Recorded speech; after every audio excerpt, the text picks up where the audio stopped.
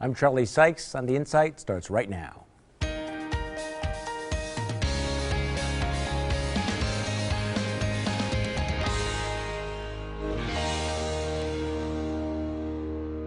Good morning and welcome to the first of 3 year-end special editions of Sunday Insight. Our annual year-end review will be next Sunday and our predictions for 2016 in 2 weeks. This morning we highlight the people of the year, the profiles and courage, the most cringeworthy performances, the rising and falling stars, and we'll name our person of the year. It was, of course, a year of drama and farce. Scott Walker begins his second full term and launches a presidential campaign that ends in September. Donald Trump upended political calculations. Hillary Clinton wrestled with questions about her emails and her character. Paul Ryan becomes Speaker of the House of Representatives. Bruce Jenner became Caitlyn Jenner. The Pope visits the United States. Aaron Rodgers wins another MVP award. Brett Favre finally returns to Titletown. Sheriff David Clark's national profile rises, and the new Bucs owners get their new arena.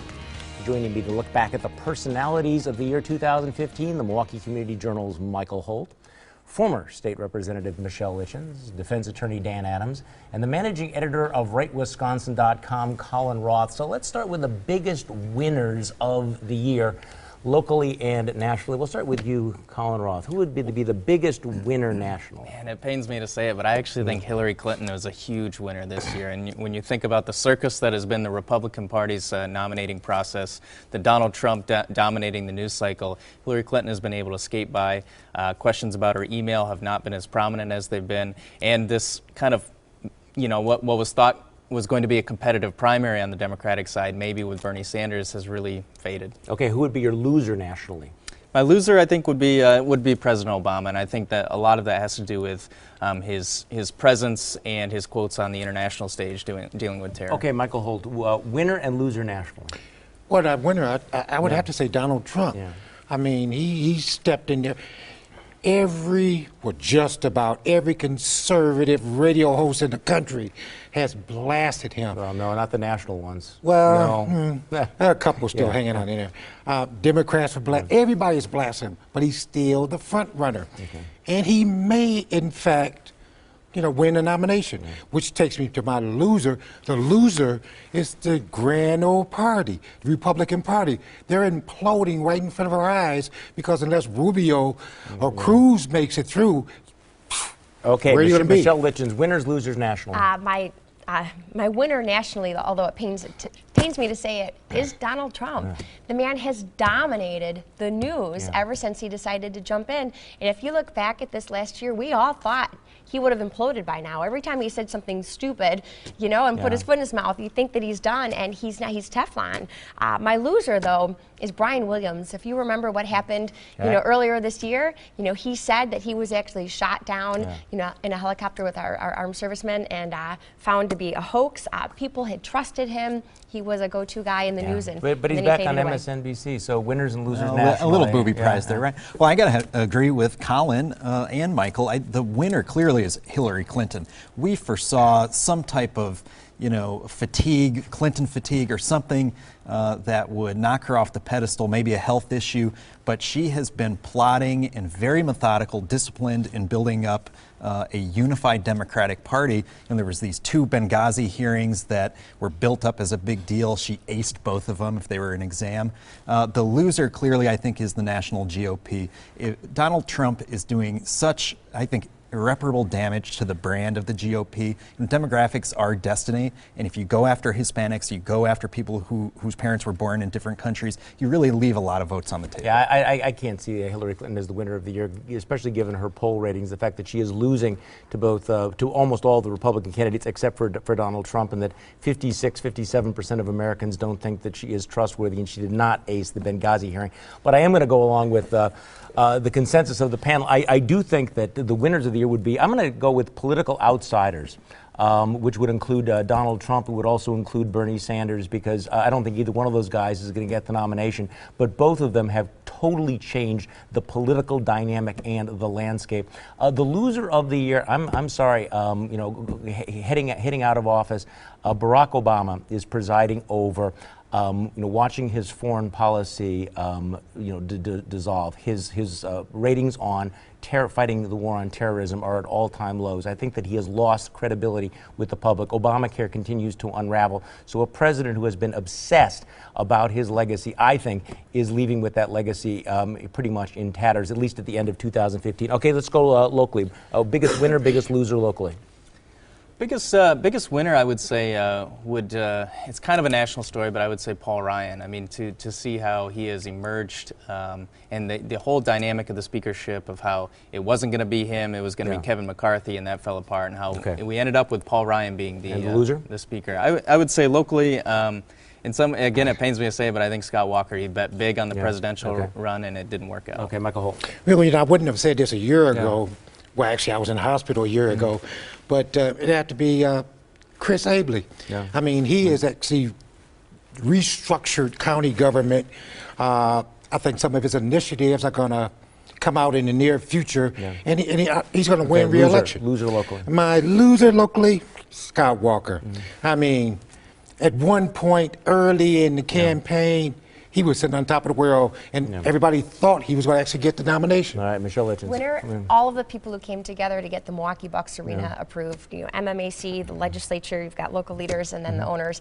That was a huge task. My loser, I think, is Mayor Barrett. Look at the crime that's been going on in the city of Milwaukee, and all he's focusing on is that darn trolley. He hasn't shown any leadership lately. Winners, well, I agree that the Bucks owners are the big winners. They had this political jigsaw puzzle. They had to get Republicans, state government, local Democrats together, and they did it, and it's going to be a great project. My I guess my local loser is Sheriff David Clark. He won in 2014, had all this political capital, and he spent it all on national, trying to get himself, I think, a national syndicated show or something. I actually agree. I think the biggest winners have to be the Bucks owners. I mean, they got a $500 million arena. They got pretty much exactly what they wanted. The biggest loser, I think, has got to be Milwaukee County Executive John Chisholm, who Milwaukee County District Attorney, I'm sorry, John Chisholm, who not only saw his John Doe thrown out by the court, but also saw his Milwaukee experiment of de-incarceration result in this explosion of violence. He hasn't really been held accountable by much of the rest of the media. But you want to talk about a guy with a lousy year, and of course, now we find out that he wants to appeal the Supreme Court ruling to the U.S. Supreme Court. That is not going to probably be a success. Next on Sunday Insight, this year's Rising Stars.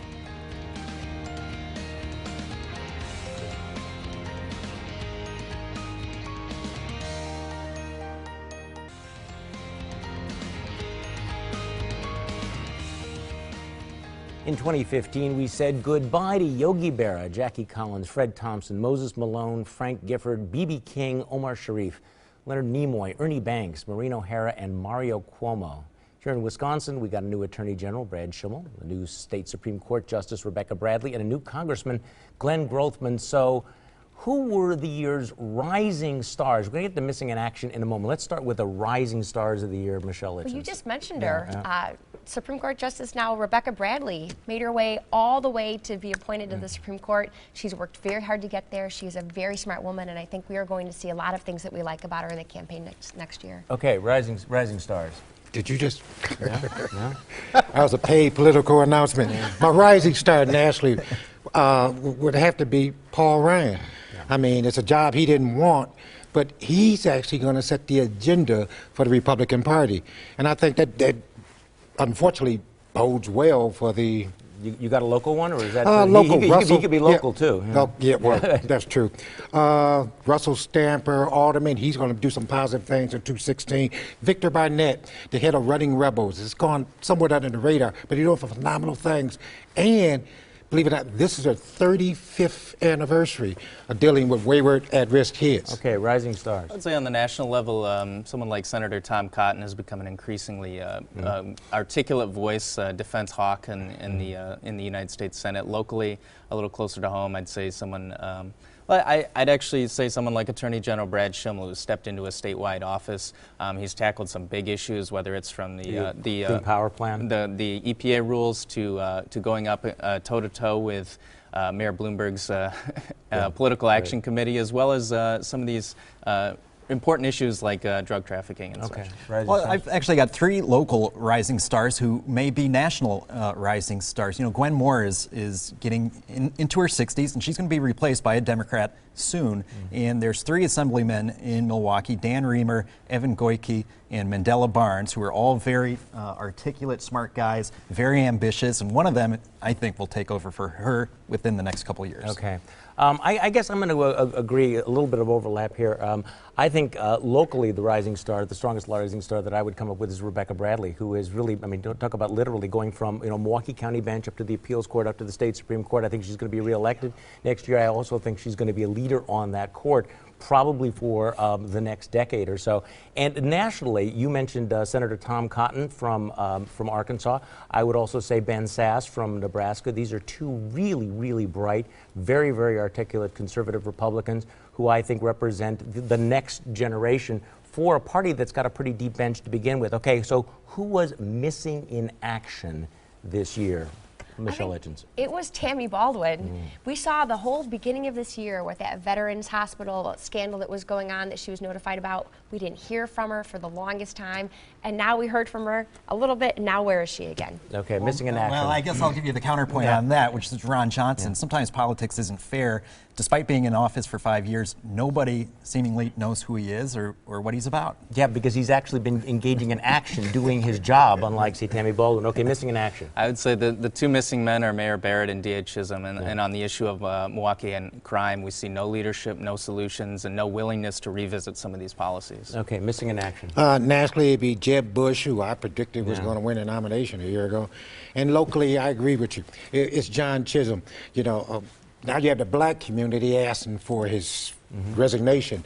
That says a lot about his tenure. Yeah, well, unfortunately, this is kind of the old story because missing in action seems to describe the tenure of Mayor Tom Barrett, whether you're talking about missing in action on education reform, missing in action on crime, missing in action on the economy, even missing in action on the most important local development that we talked about this last year, the Bucks Arena, because everybody involved in that Bucks Arena issue kept saying, where's the mayor, where's the leadership, why does everybody else have to step up and get that done? Now, the sad part is he's likely to be reelected next year, which says something about what the community expects in terms of leadership. I would also say nationally in terms of missing in action, unfortunately, the U.S. Supreme Court, which had an opportunity to step up and reaffirm the fact that we have a Constitution and that the laws should mean what they actually say. They had a chance to fix Obamacare or at least hold Obamacare to a constitutional standard, and they decided not to do it. So next on Sunday Insight, the courageous and the cringeworthy performances of the year 2015.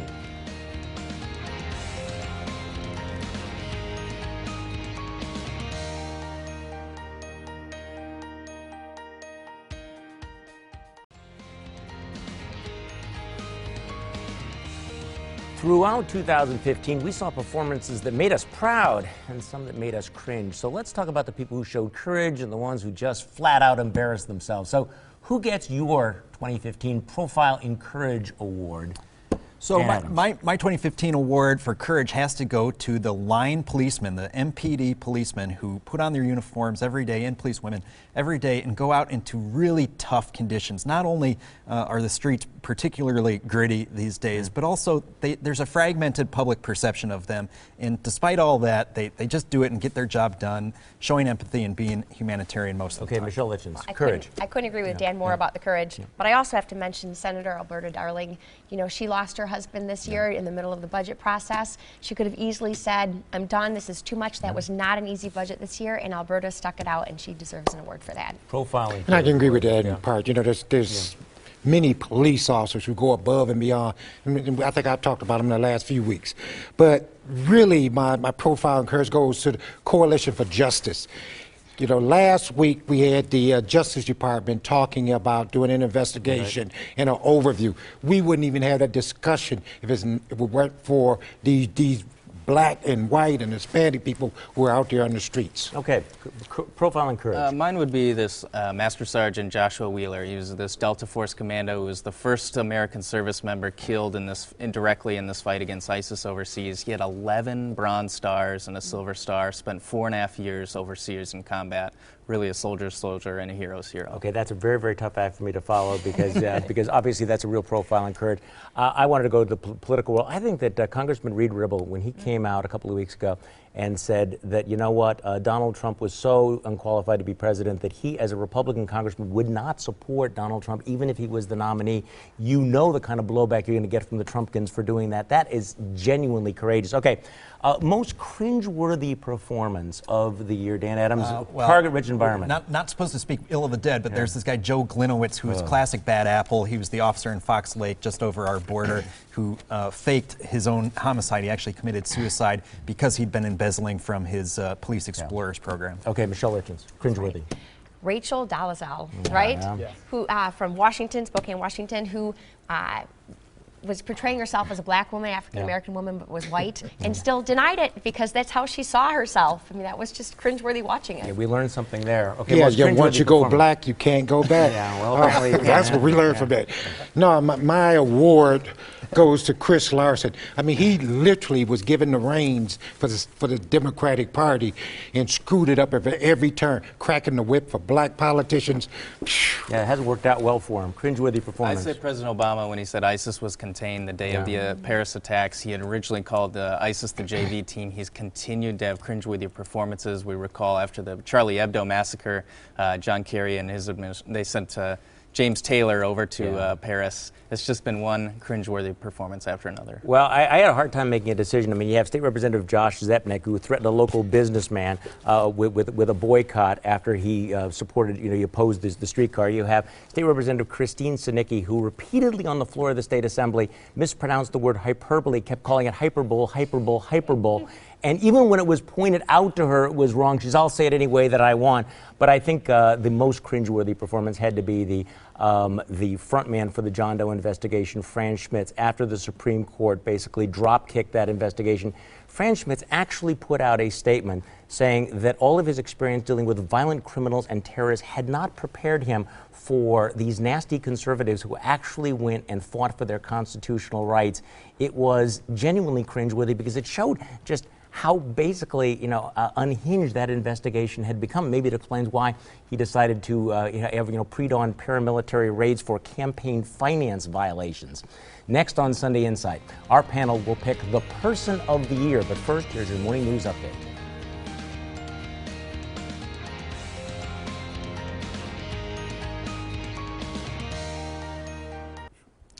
It's time for our panel to name the person of the year, one nationally and one locally.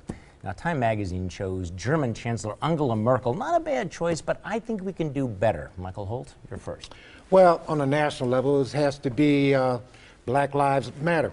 They created a scenario in which America has to talk about race and law and order. Locally, my winner is Sharon Adams, who has been the head and is now retiring this month from Walnut Way. She is made at the preeminent community organization in the city. Michelle Litchens. I think nationally, it has to be Speaker Paul Ryan.